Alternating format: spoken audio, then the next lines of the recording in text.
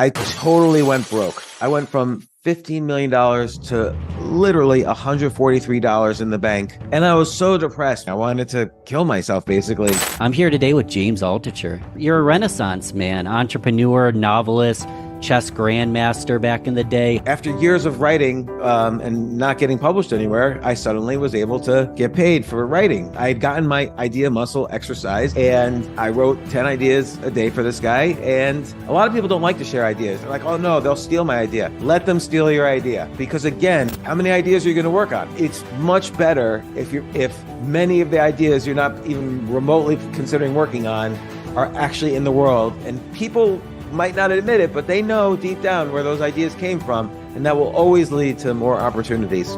I was watching your TED Talk last night, Skip the Line, and you just like nonchalantly said, oh, in Monopoly, only buy orange properties. You left an open loop.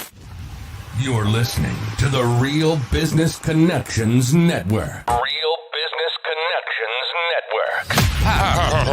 Powered by Balbert Marketing, LLC. Subscribe now and check us out at realbusinessconnections.com. Enjoy the show. Welcome, everyone, once again to Learn, Speak, Teach on the Real Business Connections Network. I'm here today with James Altucher. James, what's happening, brother? Thanks so much, Ben. Thanks for having me on the podcast. Glad to be here. Yeah, listen, man, I think I first heard of you and your podcast. It had to have been like 8 years ago, like 2015, 2016.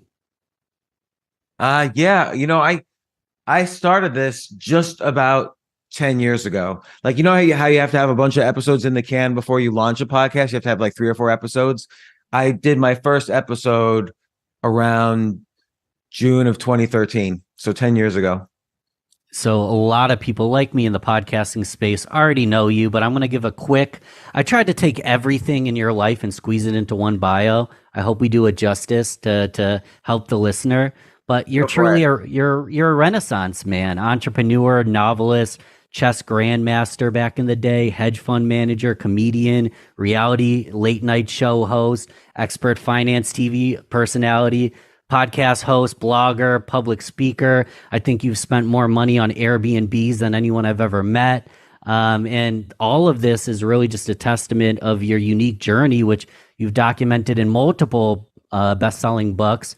And your show that we just kind of mentioned, the James Altucher Show. I missed a lot too, right? What did I miss? What comes to mind that I missed? Well, and by the way, I want to give you the award, the Renaissance Man Award. But what did I miss? Well, the problem with, like, it could be a jack of all trades, master of none. So for instance, for 6 years, I kind of gave up everything else in my life and did stand-up comedy. So I was working on stand-up comedy every day. I was performing 6 nights a week. Like, I built up to that because I couldn't get on stages at first, but then you get better and better and you start getting booked on stages. And I got good enough to travel around, tour around, and even perform in other countries. But I never got like great.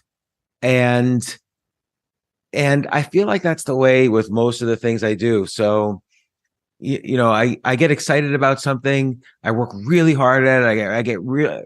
It's like I go on a quest, and like everything is motivated. Everything I do is motivated by that quest. And then at some point, the quest is just over, and I start something new. Well, let's talk about it, because a term like jack of all trades, master of none is a bit negative. And let's be realistic. Do you have to be a master at any of these things to still go on the quest and be successful at it? That's a really good question.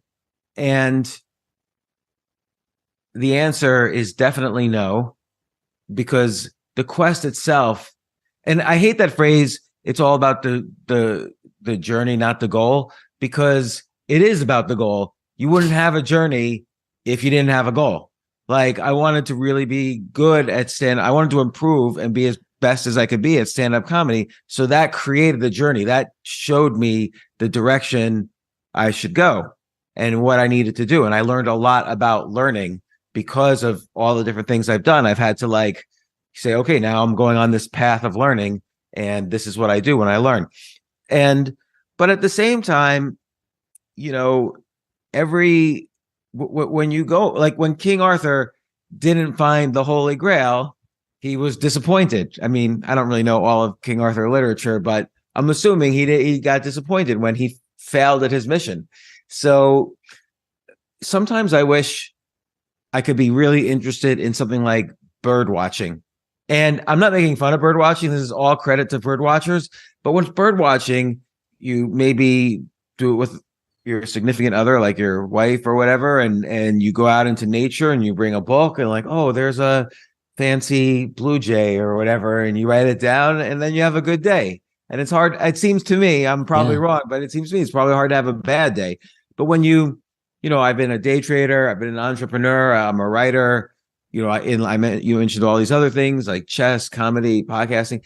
Sometimes I have really bad days because of this, because the journey wasn't working out today, and that's frustrating. That's hard. It's interesting what you said about bird watching. It reminds me of Forrest Gump. I just felt like running. There is a beauty in just not even having to be on a quest, just doing things to do it out of enjoyment. But I think you're a little bit like me, where I'm a little bit neurotic and I like to try new things and this and that and dabble with different things.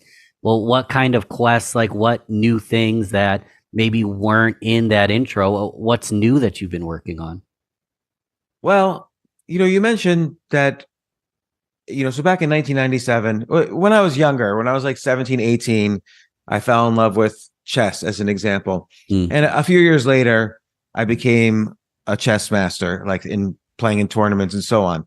And more recently, I wanted to prove that just because I'm 25 years older than that moment, I can still get as good as, or even better than I used to be at chess. So I started playing in tournaments again, and I did everything I normally do when I start learning something. I got a coach to teach me. I started giving lessons, because if you can explain something simply, it's a way to demonstrate that you truly understand something. And I, found my cohort of equals that I could exchange notes with and learn from. And I started playing in tournaments again, and it's really hard. And some people have even told me that they think I'm totally delusional, that I could get as good as I was when I was, in my 20s, now that I'm in my 50s. And it's really hard. And that's what I've been working on, is this quest. And the idea is, and Robert Greene, who wrote 48 Laws of Power and Mastery and a bunch of other really great books, he said to me, boy, you have to write a book about this, show that this sort of thing is possible. And so I've been really committed to like writing this book. But I to your point, earlier question about, do you need to achieve the goal? Like, I feel like I need to achieve the goal to have an interesting book here. And it's really hard. I don't even know why it's so hard. What happens if you don't achieve it? I don't know. I think I just keep going until I achieve it, or until I lose interest, which is typically the way I do things, is that I keep going until I achieve some goal, or until I find something else to pursue. And I'm trying to think, though, if I have a book without achieving it. Like, there's this concept of, like, for instance, I call this a quest. And a quest is not just about playing, a game that maybe most people view as a boring sort of pursuit. Chess, you sit there for hours looking at an 8x8 board, and, you play in these tournaments and so on. But I've traveled all around the world. I've had dinner with the world chess champion in Norway. I've had, all sorts of adventures on this process, plus the whole concept of researching cognitive decline as we age. Like, this quest has given me better habits, better sleep schedule, more exercise, better diet, because all of these things are needed to I didn't necessarily need them when I was trying to be a peak performer in my 20s, but now I need them.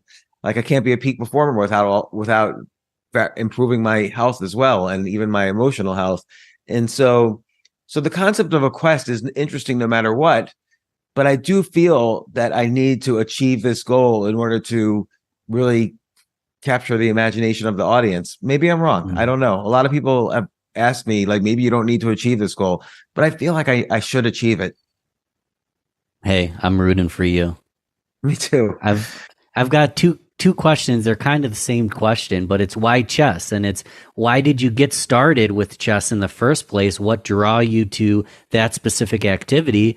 And then the current why chess? Out of all things to go back and try again, why was chess your decision? Yeah, I mean, the second answer is the second question is really, I guess in both cases, it's a really kind of an emotional thing. So when I was in high school, I, I wasn't, a good looking person. I wasn't a jock. I didn't really have much going for me. And I suddenly realized, oh, I'm pretty good at this one thing. And it's a way for me to feel good about myself and to maybe escape a feeling of escape during kind of the negative aspects of being a teenager in a high school that you don't enjoy and, not having like a girlfriend or whatever. And so that was then. And now it's almost similar now, not, now I'm happily married. I've had different kinds of success. And, but I wrote this article a couple of years ago that kind of went viral, meaning millions of people read it.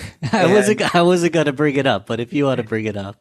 We don't have to bring up like all the details of it. I mean, it was a good article. A lot of people loved it. I mean, more people loved it than hated it. But if 20 million people love something and 1% hate it, like with a passion, 1%, that means I'm going to get 200,000 angry emails and articles about me and everybody yelling at me and family hating me and Jerry Seinfeld writing a full page op-ed trashing me and Andrew Cuomo, who was the governor of New York at the time, sending out an email to 10 million people trashing me.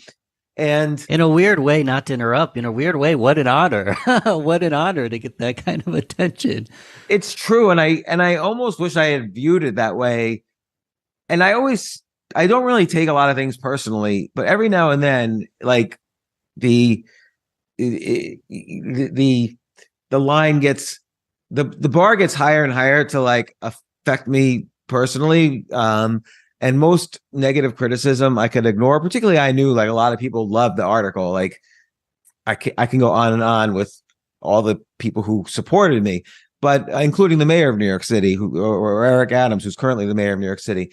And the article was about New York City, but somehow this really affected me. Like I had family members who wrote actual articles trashing me, and exes who wrote articles trashing me, and friends who started to not like me for some reason or because of this article. And it really, I got into a funk. I got like actually depressed. And so, and I felt like I couldn't write. Like for the past almost 25 years before that moment, I wrote every single day without fail, like never took a break. And I couldn't write anymore. I felt like, oh my gosh, this is like really dangerous to write. Or I don't know what I was thinking. It was like a subconscious thing, but I just couldn't write.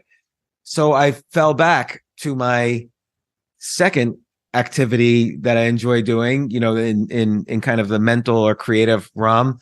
And then that was chess. Chess has always been the thing. Like, oh, I didn't have, back in 2003, oh, I didn't have a good day trading. Let's work it off. I'll play some chess and get some dopamine and so on.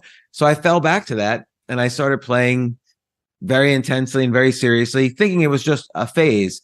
But then I decided, you know what? I realized I am not as good as I was 25 years ago. Like I'm missing something.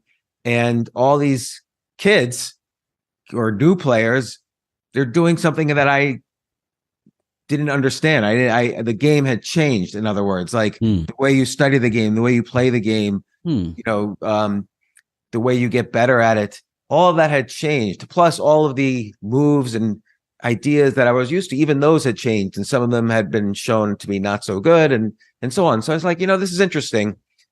I'm going to get good. I'm going to get better again. And then it became linked to I would tell people and they were like, oh, you can't get better at this age. This is a young player's game. Your memory is not going to be as good. Your calculation is not going to be as good. You're not going to be able to, your visual spatial intelligence is not going to be as good. So you can't do it. Don't be ridiculous. And so, of course, when someone tells me you can't do something, that's when I have to do it. So I started taking it seriously. Yeah. And, I know you have a business podcast. This is sort of related to business because whenever I do go on these quests, it's led to enormous business opportunities for me. And that's always been very interesting, is the link between this quest aspect and making money and doing a business. But I started, so basically it came out of being depressed and trying to escape the world, at least for a little bit. And then it kind of morphed into proving people wrong about kind of cognitive decline as it relates to this one field. And then I started having these amazing adventures as I started playing again and playing in tournaments, and people started asking me oh, hey, can you come to Norway and hang out with the world champion? Can you go to Amsterdam and watch this famous tournament take place? And hey, can you write for the magazine that I used to love as a kid? Now I'm a columnist for them. All these things start to happen, and it's exciting. So that was a long answer. It is exciting. And just so you know, this is like a business podcast, sorta, but it really is the story behind the story. It's the quest behind the success, because all the strategy and tactics are already out there. It's through the storylines that we can extract the wisdom and actually implement something. Hopefully a lot of that's resonating to the listener. And I'm wondering, were you always that way? Someone tells you you're not going to do something, you're like, I'm going to do it, and I'm going to do it all the way through. Well, where'd you get that from? Were you born with it? No. First off, it has to be something that I love doing. If someone says to me, you can't get good at golf, I'll say, no problem. I don't even want to get good at golf. So happy to not get good at golf. So it really has to be something that I'm like passionate about. If I was passionate about comedy and suddenly in my first few weeks of doing it, I, had the experience many comedians have many times, which is I bombed, the people didn't laugh. I'm like, I'm going to get good at this. This is going to happen. But it has to be something I love doing. And I would say, yeah, ever since I was a kid, I get like obsessive about something to the point of being like annoyingly obsessive. Now I can control the annoying aspect, but when I was like 6 years old, I couldn't.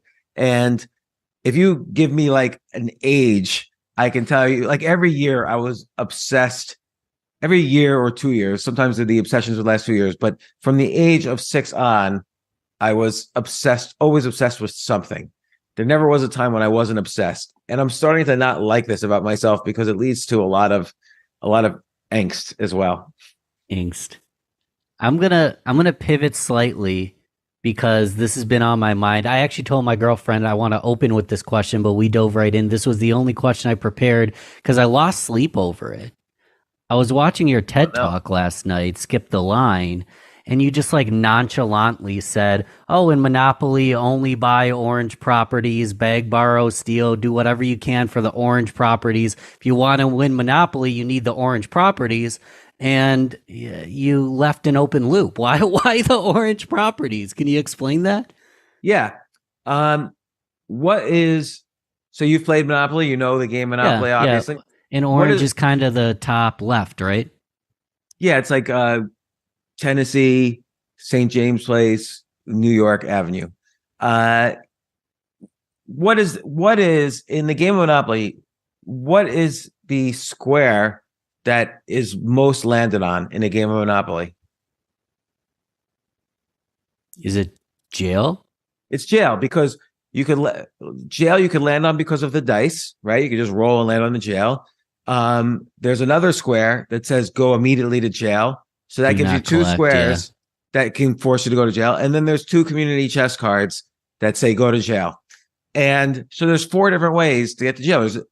For any other square, there's only the dice. So you're 4 times as likely to be in jail than to be in any other square. And what is the most common dice roll? It's 7. 7 puts you right in the middle of the orange properties. 1, 6, 4, 3, 2, 5. Okay. Yeah. So if you own the orange properties and have like a lot of houses and hotels on the orange properties are the properties people are most likely to land on, because they're most likely to be in jail and roll a 7 or 6 or 8. 7 actually doesn't land you on an orange property, but 6 or 8 does. and 9. Mhm. And so the properties you're most likely to land on the orange property. So you should just be able to charge a lot of rent on those and you'll win the game. So this, first off, that's fascinating. Thank you for explaining it. Again, I lost sleep and I'm like, I got to ask this question. Micro learning. So did you learn that as just an example, or any of these examples of different games and quests you went on? Like, did you learn it just by doing it, or did someone teach you those things? Both. It's very important to me when I want to learn something that, yes, you could learn things on your own, but that's very difficult. So I have this theory I call plus minus equal, where the second I want to start learning something, I find a plus who's like a coach who could teach me. I find a minus, like someone I can teach, because that's a great way to learn, is to explain things. And I find equals, people who are at my level, who we can all challenge each other and compete and learn together.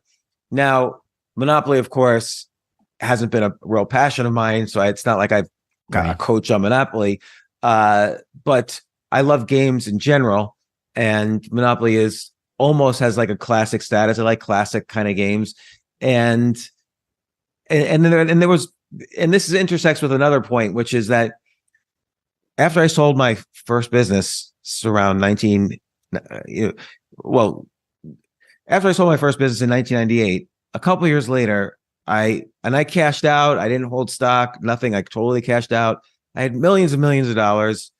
And this is in 2000, 2001. And I totally went broke. I went from $15 million to literally $143 in the bank of like 6 months later.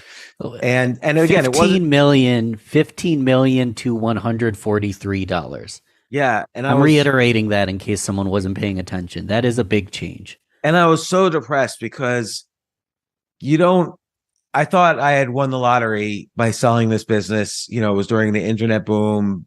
Things were overvalued. And I figured that's it. Like I had been set for life. My kids had been set for life. I was quote unquote safe. And is how I thought about it. But then I was really insecure and I tried to make more. I thought it wasn't enough. I tried to make more. And I didn't really, at that time, didn't know the first thing about investing. I was really just stupid, but I thought I was smart. And I blew it. I invested poorly and I got anxious to make back what I was losing. And so I invested more and more and more and mortgaged my house and invested more. And I did every stupid thing you could possibly do. And so I got really depressed and I couldn't get out of bed and I was losing my house. So the house was for sale and was losing everything, lost everything. And one point I started this habit of, I went to a cafe and I found these waiters pads and I love the look and feel of waiters pads. And I started writing down, like, I need to do something. I have two babies and I need to do something. I need to make a living and support my family. And I started writing down ideas for books I could write. So I had been, like I mentioned, I was writing every single day. And I started writing down ideas for books I could write. And then I started writing every day. I would wake up and I started to get excited. Every day I would start writing 10 ideas a day. And I realized, oh, this is like a muscle that I'm developing. Like there's this idea muscle and I'm not used to this. And I started getting excited again and happy about living again. I wasn't happy about living. I wanted to kill myself basically, but I had these two babies and everything. So every day I was just in so much pain and anguish, filled with regret, filled with fear. But then I started writing these 10 ideas a day and I started getting excited. And it wasn't like these were good ideas. Most of the ideas were really, really bad. I had to exercise this muscle and it takes a long time. Most people, if you don't exercise a muscle for a few weeks, you lose it. Like if you don't walk for a few weeks, if you just like lie in bed and watch TV for a few weeks, you have to get physical therapy to kind of walk properly again. So my idea muscle had atrophied. So I was writing ideas down. And one day I wrote this idea of, oh, I should write a book, How to Beat Your Friends and Family at Every Game in the Universe. And So I started thinking, well, I know with chess what to do.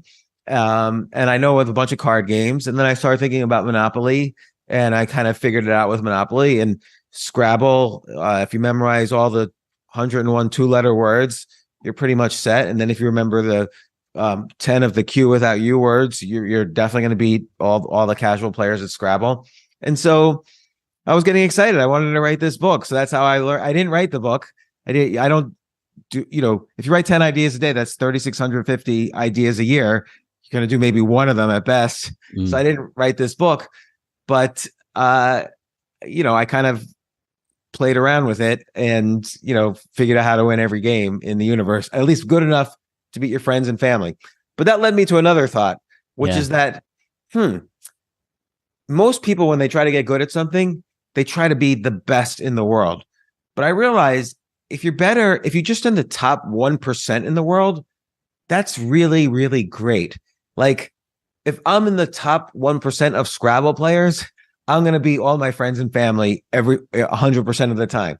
If I'm in the top 1% of, comedians, that means I'm better than the other, 6 billion people who try to be funny all the time.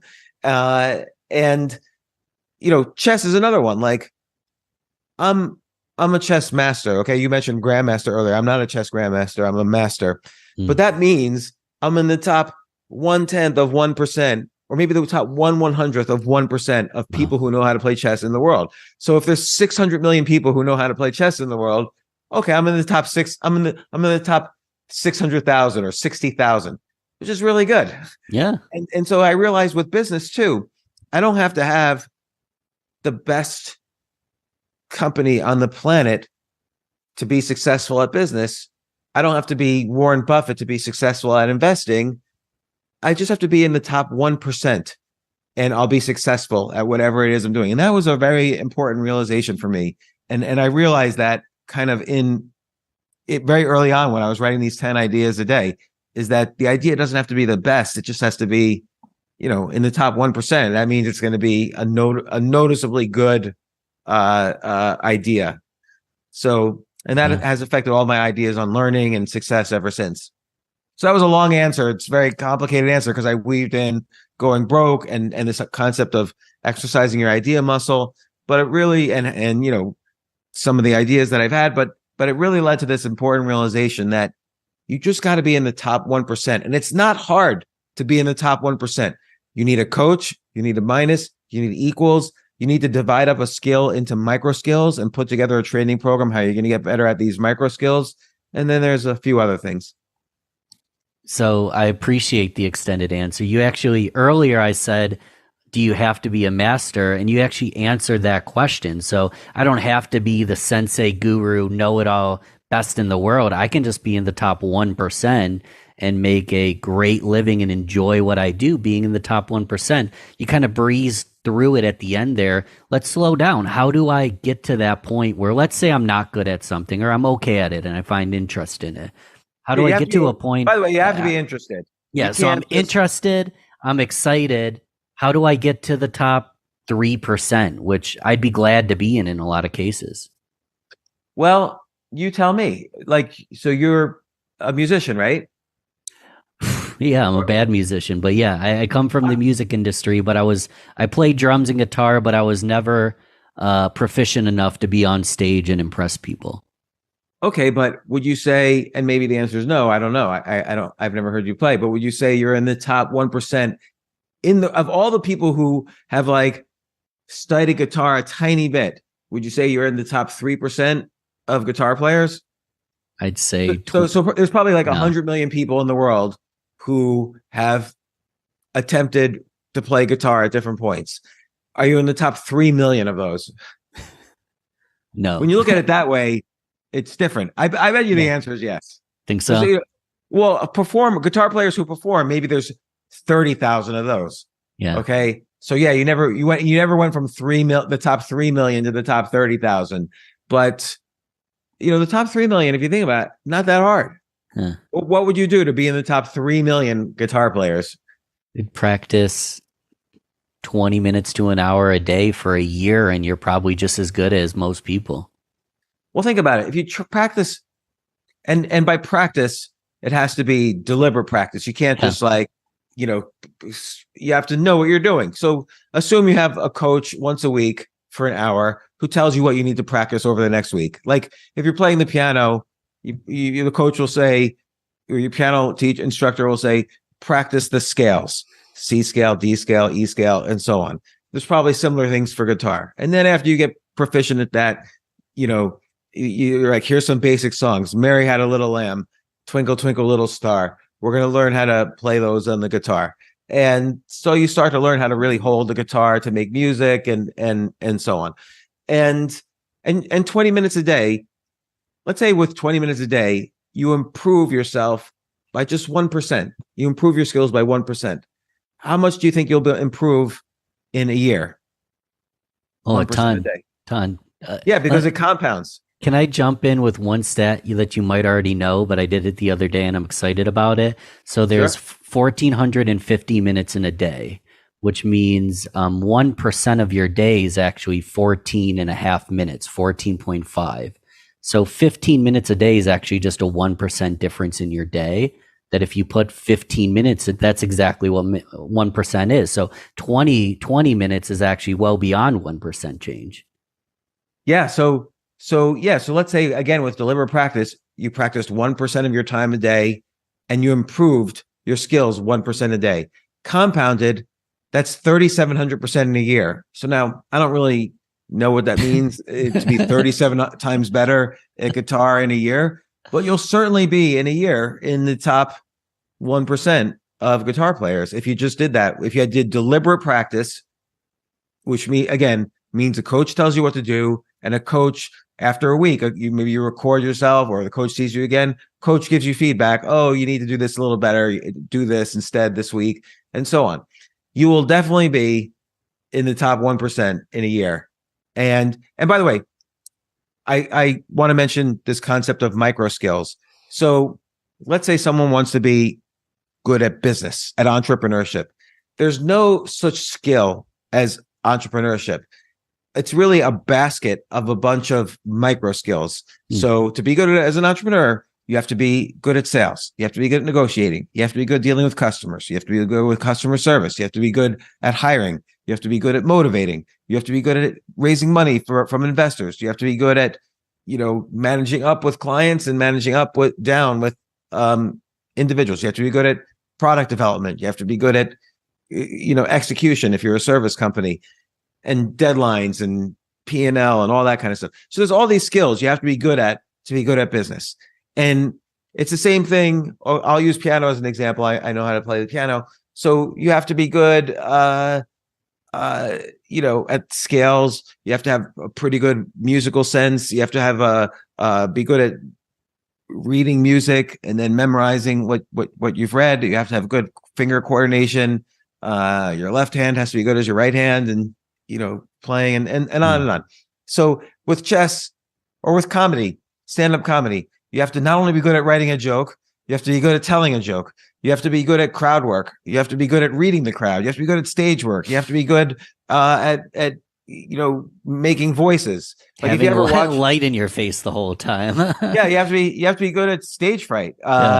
You have to be if you watch like Louis C.K., like really top comedians, they get the most laughs when they do voices. So you have to be good at doing voices. There's most people think, I'm a funny person, I'd be good at stand. No, there's huge numbers of skills. So that was another thing, is that as I'm getting good at something, not only do I do the plus minus equal and the deliberate practice, but I have to think, what are the micro skills that I need to get better at? Right. Again, not all of them, because I'm just trying to be in the top 1%. I'm not trying to be the world chess champion is good at he's the best in the world at all the micro skills. But to be a good chess master, which again is probably in the top 1/10 of 1%, you have to just figure out which micro skills you really need to be good at to shine. And where are your talents, and what are you interested in practicing, and so on. Like, you don't have to play classical guitar. You could play, pop music guitar, and you'll be in the top 1/10 of 1% of guitar players. And so so those are all the things. If you want to learn something, kind of the plus minus equal, the micro skills, and try to improve 1% a day with deliberate practice. That's all you need to do. And make sure you don't get bad habits. Like, again, don't not do the scales on the piano because you want to start playing your favorite songs. Like, you have to be really disciplined about what your coach tells you to do. What are the skills? What am I passionate about? Learn the micro skills, implement slowly over time, compound interest. I'm wondering, because one thing I want to push back and kind of circle back around on is you mentioned, 20 minutes a day, you'll probably be in the top 1% of guitar players. And there's a lot of people playing guitar. So I want to circle back around to writing down 10 ideas a day, because what's going through my head is, do I want to compete with all the other guitar players? If I played didgeridoo or xylophone, or if I played French horn, I could very easily work my way to the top. And possibly, if I do a little bit of market research, we need more French horn players. Why am I competing against the guitar players? Is that part of the purpose of writing down 10 ideas a day? Absolutely. So for instance, let's say I hypothetically wanted to make money at chess. Well, yeah, that's really hard to do. Chess has historically not, there are world champions in our history that have died broke and penniless in mental institutions. Like, it's very hard it's not a field people think, oh, I'm going to play chess and get rich. But okay, well, here's some, that's just something someone could write 10 ideas a day down on. Well, okay, maybe I could stream content and get good at that, which is a different skill, by the way. Streaming is a form of entertainment, and you have to get good at that skill. What if I stream, my games? Or what if I stream games that the world champion is playing? Or what if I stream instructional games from history and I try to explain them?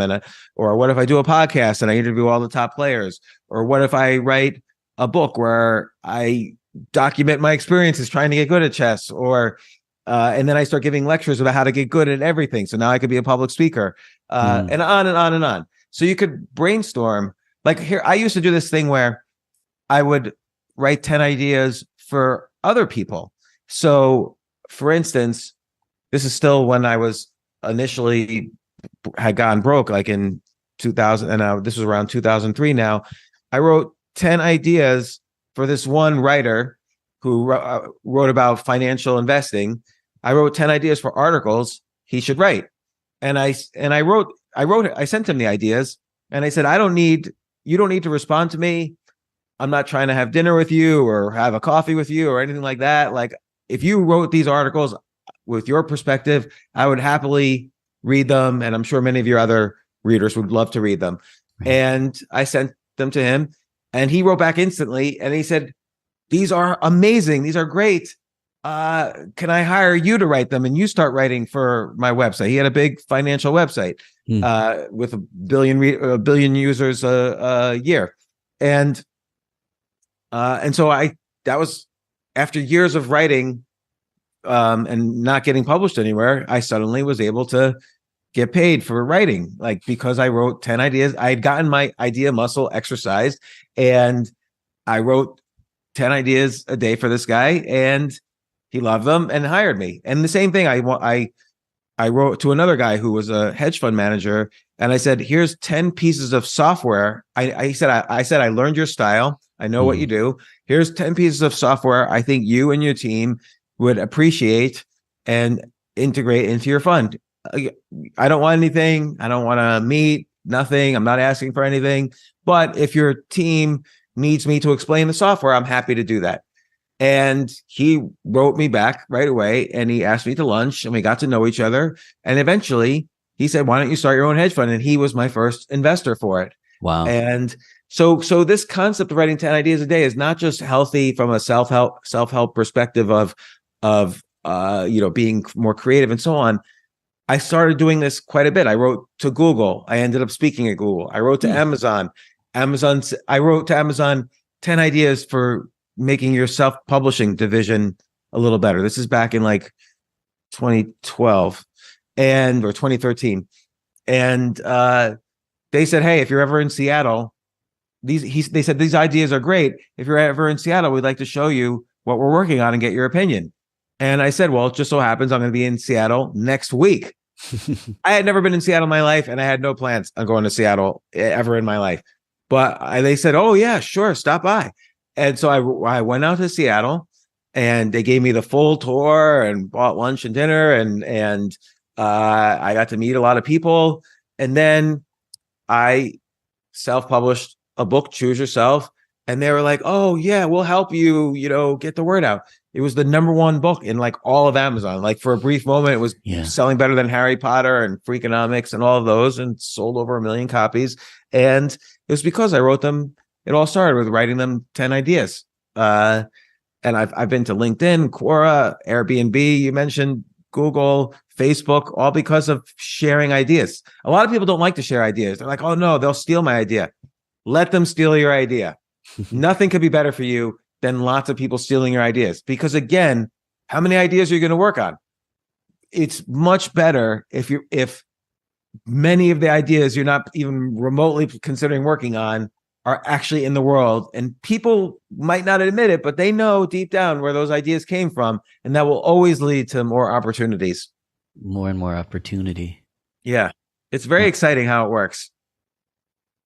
Something's coming. So this is a half-baked question because I've never even thought about it before, but it's coming up. So I remember back on, first off, I'm amazed your come up from being broke to doing it back and doing it better the next time. But you were in a place where like it was dark and depressing and suicidal. And you had mentioned how you started writing these 10 ideas a day, and that helped you gain the momentum to get to where you are today. And I'm thinking with AI and Chat GPT, in a great way, in a lot of cases, they're democratizing creativity. But if someone can just go to Chat GPT and ask for 10 ideas, are they going to be going through the same creative process that they once would? Or is that going to cause issues? I know your worry, because that's my worry. That's every writer's worry. That's the worry of everybody in every job right now. Is AI going to replace me? And by the way, you can write an AI just using AI. You can write a book in a few hours, and then a few more hours you could self-publish it on Amazon. Boom, done. And a lot of people, I'm sure, are doing it. James, I'm less worried about is AI going to replace me. Am I going to use AI not realizing that I'm actually emotionally beating myself because at one point I didn't use the AI and now I'm using it as a crutch and I don't realize that I'm actually turning off juices that used to be flowing? I don't care about them replacing me. I'm just worried that I'll use it and then my creativity will be stunted. Yeah, the answer is no. Your creativity, in fact, pretend it's like this. View AI as not AI, but as a really, really good, smart personal assistant. And yesterday, maybe you said to your personal assistant, give me 10 questions I should ask James Altucher. Like, read his books for me and give me 10 questions I should ask James Altucher. And then your personal assistant gives you 10 questions. You know what? Give me 10 more questions. And the personal assistant doesn't complain, gives you 10 more questions. And you think to yourself, you know what? This is pretty good. I'm going to ask James some of these questions. Does that mean you're not as good a podcaster? No. In fact, now you have time to really, you could think about those questions and think of ways that, first off, your assistant might have told you things you didn't know. So now you have more ammo to ask James Altucher. And maybe you could think more deeply about how these questions relate to experiences in your own life and might trigger more ideas or questions or things that you really want to ask to help yourself, whereas you might not have been so clear about that before. And now you have more time to research more guests, and you have more time to develop skills as a podcaster. What are skills as a podcaster? Well, it's having a conversation like we're having. It's bringing your own personality instead of just reading off of a list of questions, which many podcasters do. And on and on. There's a whole skill set. Like podcasting is a form of another entertainment medium. It's a form of entertainment. So it's a hard skill to get really good at podcasting. So again, the AI is just a personal assistant. Like I had on the other day Chuck Palahniuk, who he wrote the book Fight Club, which became the movie, and he's written tons of great books. He's a great writer, great human being. He also wrote a really good book about writing called Consider This.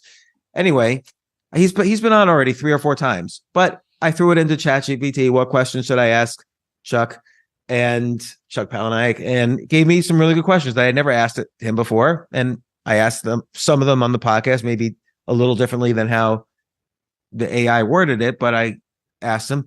But that led to more and deeper and richer conversations. And again, he's already been on 3 or 4 times. I've already talked to him about his background and his process.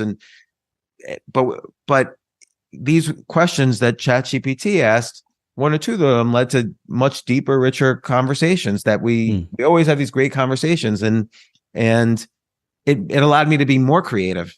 So that's really the answer to your question is you will be more creative the more help you get.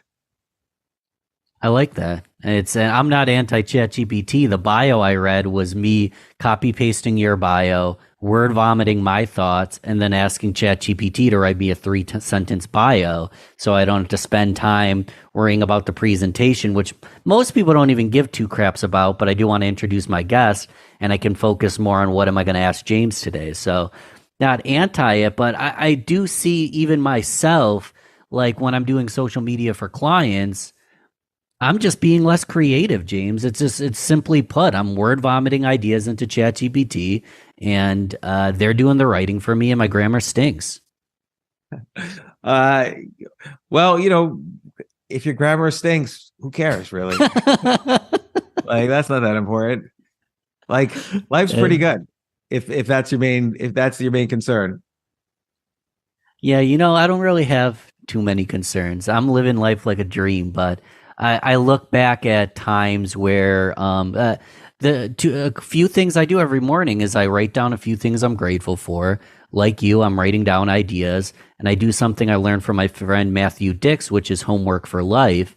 And I write down, he does it at the end of the day, I do it in the morning. I write down the one most story-worthy moment from the previous day. And there's certain levels of creativity that I can't just imagine ever outsourcing to ChatGPT. And I find that the more I use the AI, just the lazier I get. So maybe I'm just venting, but I'm concerned that people are going to get lazy and slightly less creative, which possibly you tell me will pay better for the people that can actually distinguish good from bad. No, I think what will happen is that new unexpected venues of creativity will start to appear. And the AI, you'll realize you needed that crutch. That crutch wasn't really that important. Okay, you look, instead of now, looking up my bio on Wikipedia, you could look at what ChatGPT tells you, and it could even come up with a few questions. Now you get to really be creative in a new way, which is not just ask the basic questions, but really sort of dive deeper. And that's where you are able to separate yourself out to be in the top 1% of podcasters. And I don't think people will be less creative at all. I think they will be more creative because now the bar for basic creativity will go down, and it'll unleash like higher creativity. And look, I can take an example from chess. I hate to be always talking about chess, but AI has sort of conquered chess long before ChatGPT. I mean, I actually worked on, for a small amount of time, I worked on Deep Blue, which was the computer in 1997, the IBM computer that beat it was the first time a computer beat the human world champion, Garry Kasparov. And then people were like, okay, that's it. Chess as a game is over. It's not interesting anymore. Well, guess what? Now fast forward 25, 26 years, and people are taking their ideas, like particularly young people who grew up with this, like they've never had a time when computers and AI weren't better than humans at chess. They get their ideas from, oh, is this move good in this particular opening? Oh, what's that move that the computer's recommending? Oh my God, that's like an unbelievable move. And so the computer will tell them like these unbelievable moves that no human would have ever looked at. But then you still have to play the game, and you still have to win, and you still have to be creative to win. Like chess requires a lot of creativity to actually win a game. And it's only enhanced the game and made the game much more beautiful. Like the best computers now are just 100 times better than the best human in the world. And he learns from the computer. And that's why he's able to play such beautiful games, is because he's getting the most beautiful ideas from a source that humans would not be able to get those ideas from. It's a good point. Thanks for going here with me. No problem. I don't know what to think half the time. I don't know either. Like, and I had to think about this too. Like, is this going to be disappointing now? Like, and so I made the attempt at using just AI to write a book, and I did it in an afternoon. I didn't publish it, but I had a topic, which, by the way, is a source of creativity, just coming up with a topic. But my topic was how neuroscience can using neuroscience to help you learn better. And I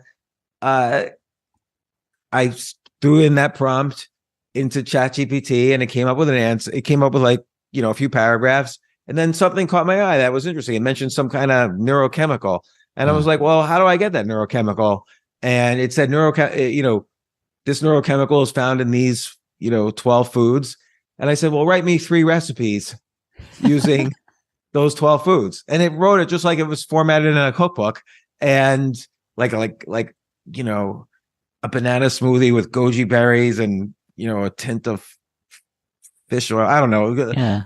All these and I was using prompts so not only was creative I had to use some creativity on the title, and on the topic. Then I had to use some creativity on the prompts I was asking it, just wherever my curiosity took me.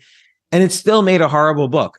The book still needs to be written well. And humans, the best human writers are always going to be better than the AI, because the one thing that AI can't do is move the frontier of human experience.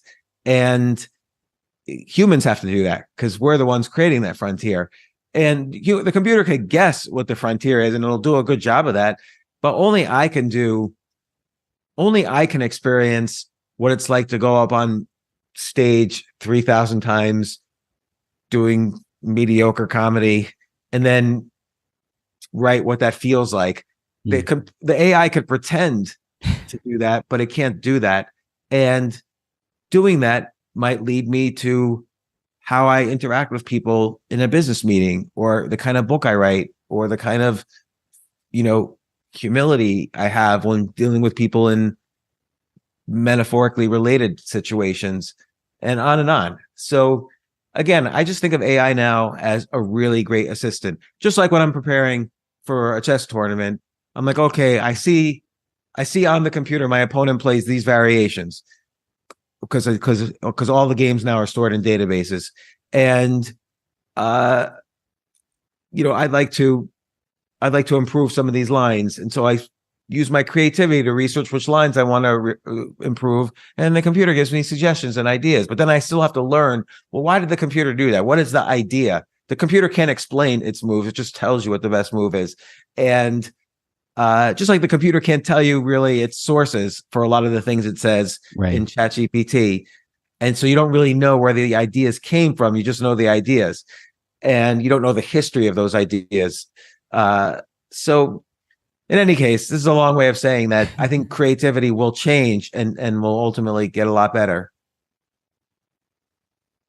I'm just imagining, I don't know if you or if the listener has messaged me, if we can program the AI to be more mediocre, because let's say I'm an 8th grader and I know that I can't spell good and I don't write well. So I need to train ChatGPT write in an 8th grade language with misspellings and a little bit of neurosis, and then it'd pop out the perfect page. Have you ever tried to dumb down the AI? Yeah, and you can do that. It's possible to do that. So you're saying if someone's cheating using AI? Yeah, if I was going to cheat, I wouldn't want perfect grammar and words, unleash, and uncover, and all these words they use all the time that no human uses in writing. Yeah, so let's. I just had ChatGPT up. Let me get it up. Do you want to share your screen, or is that too much? Yeah, I'll share my screen. I'll give you the functions. I've never done this on a podcast before. Guys, check out the show notes. The YouTube link is in the notes if you want to see the screen share and see James's beautiful, beautiful hair. I'll talk about what I'm doing. So if you don't have YouTube, so I'm basically I got Chat. You don't have YouTube. My audience has YouTube.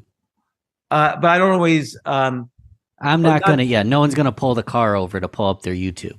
Right. So that's what I meant. No, I know. And okay, I have Chat GPT up, and I'm gonna say, write me an essay about what day is it today? August 25th. So the listener can tell how long it takes me to produce and release an episode. Write an essay about the most interesting things that have ever happened on August 25th. Okay, so that's